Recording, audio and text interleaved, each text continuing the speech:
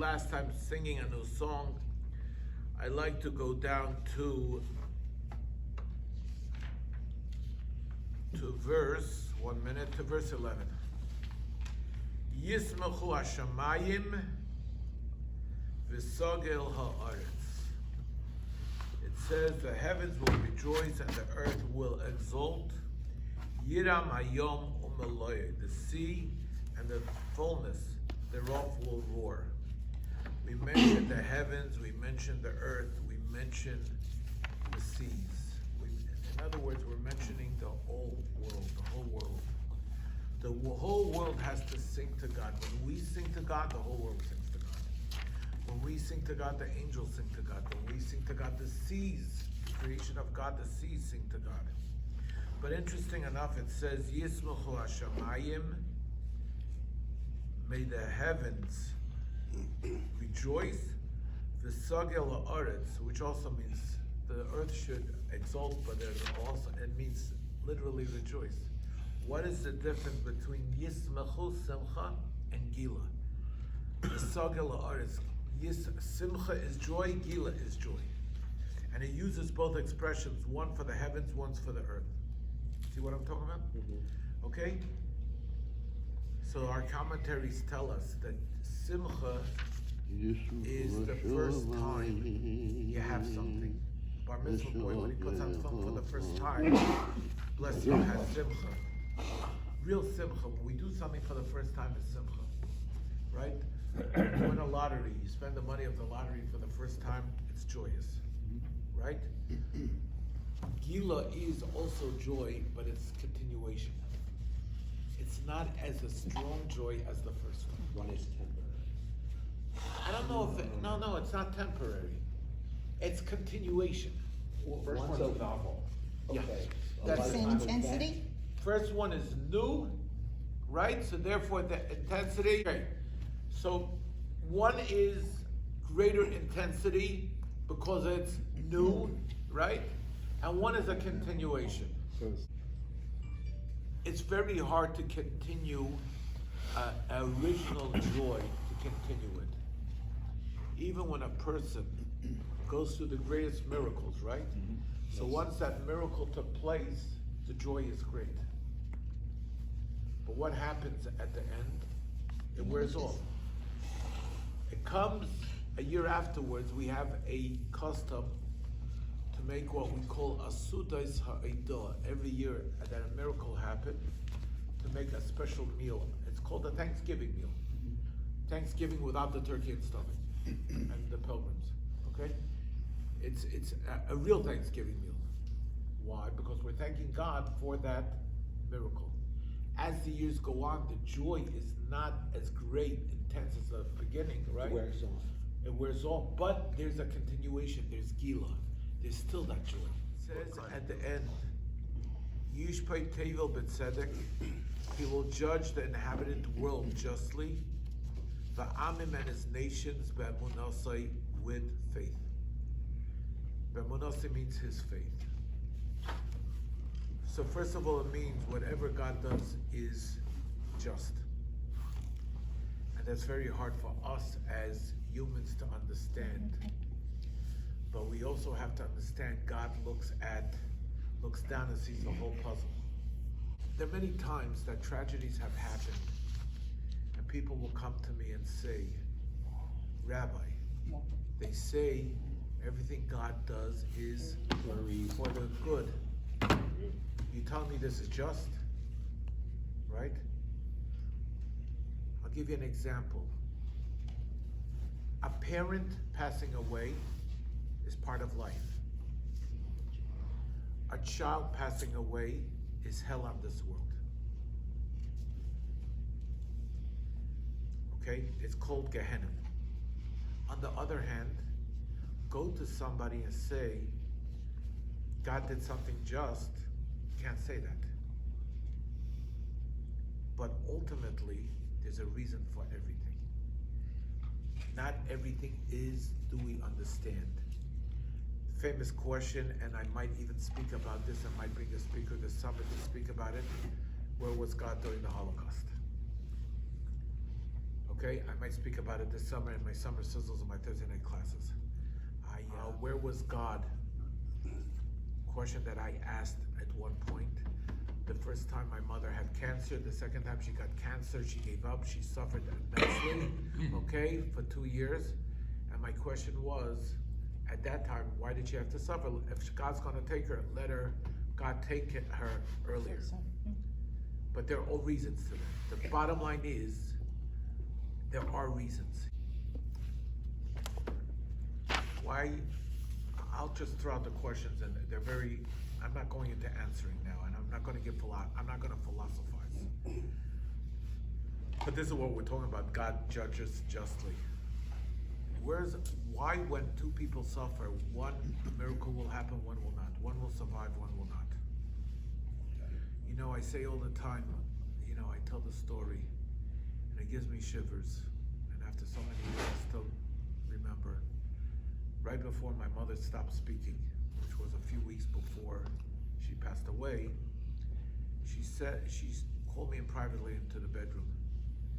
She already was whispering and everything, and she says to me, you know, Yaacov, she said a few things, but one of the things she said is, you know, Yaacov, I always had a question under the Ben Shalom, on the master of the world, on the creator of the world.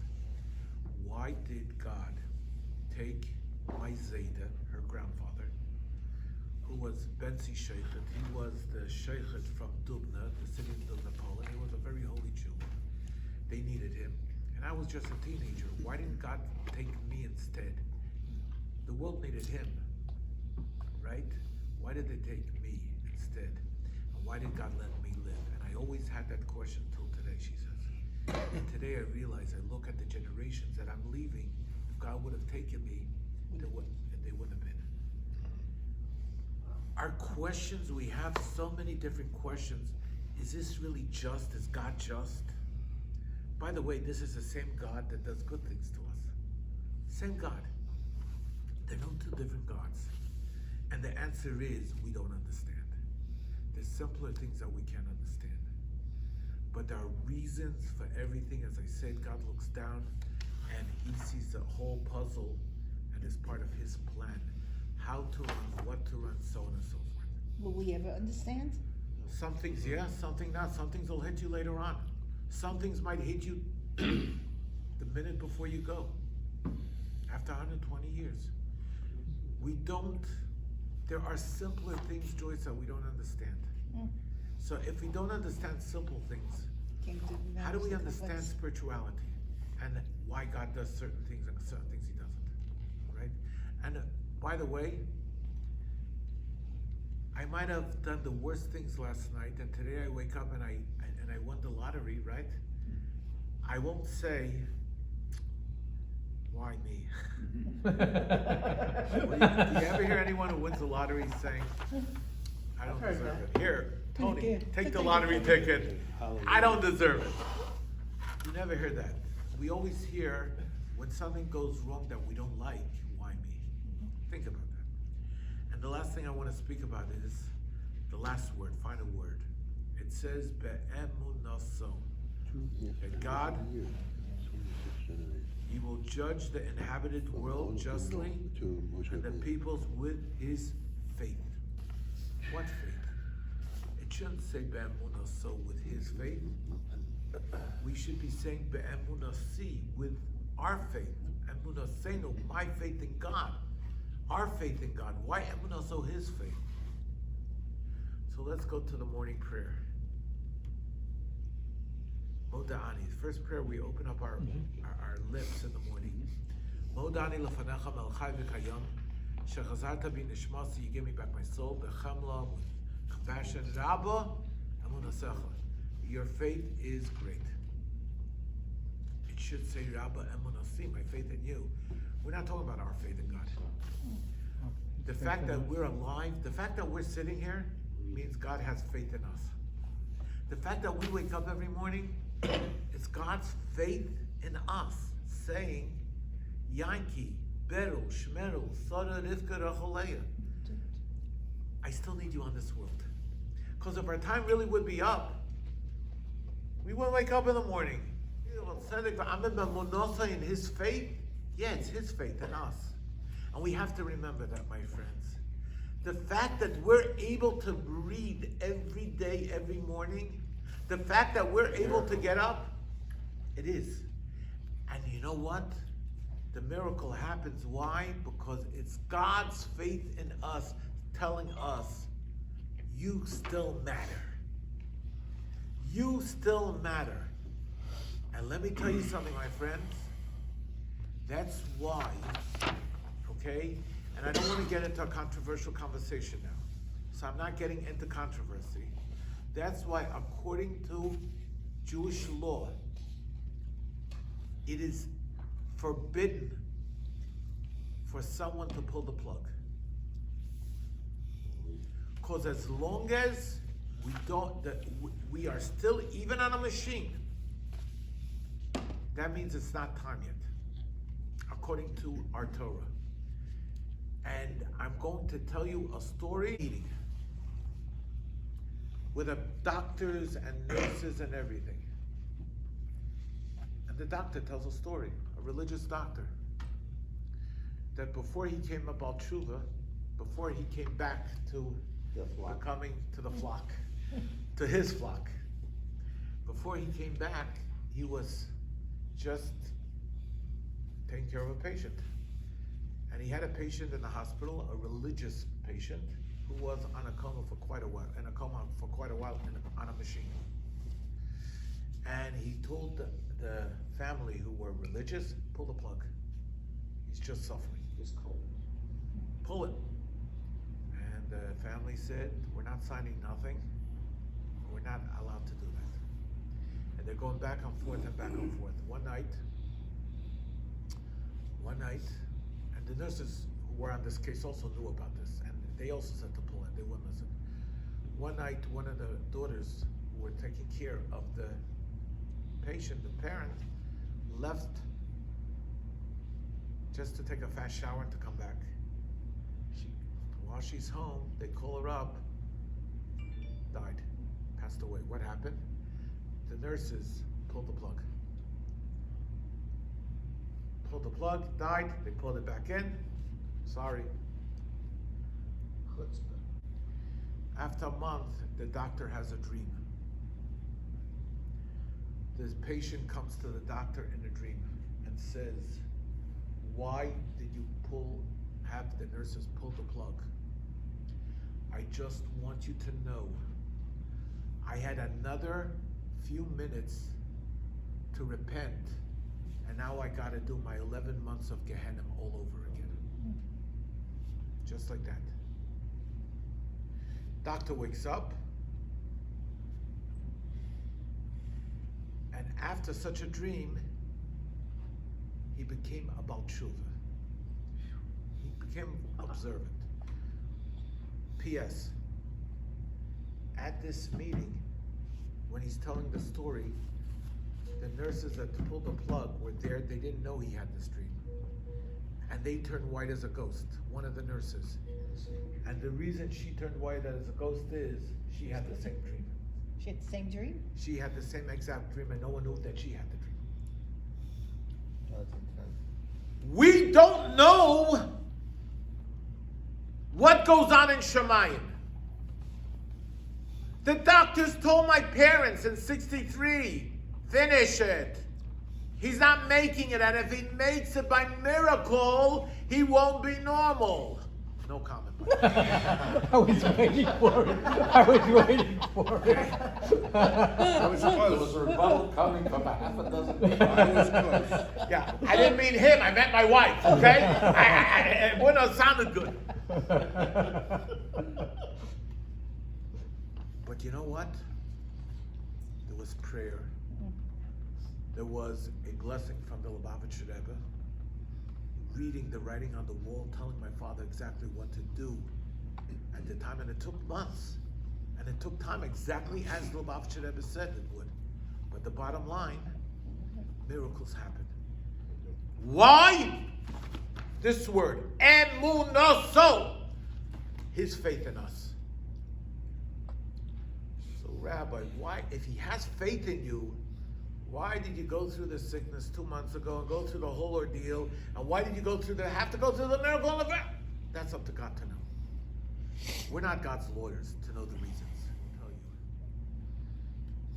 The fact we're sitting here, it means we matter.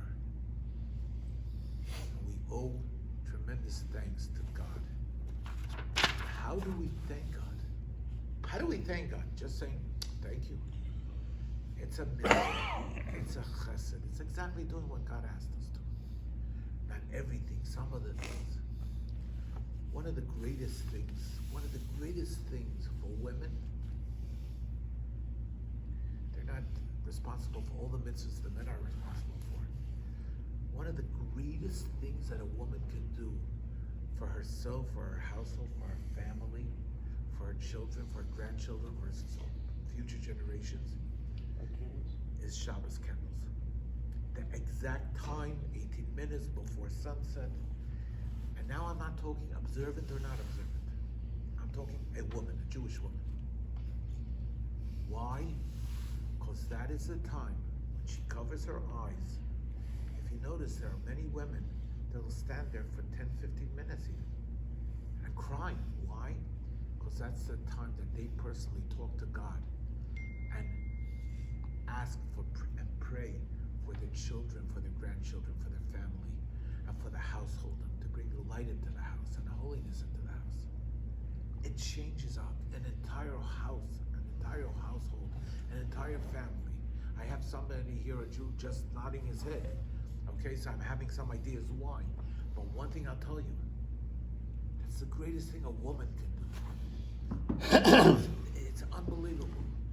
And that's her way of saying, thank you to God for giving us another week. Another week. Do you know how many people this week, unfortunately, when Shabbos comes, won't be here anymore?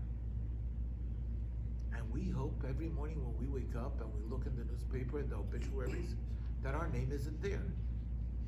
Imagine how much thanks we have to give God. Why? Because emunoso, He has faith in us.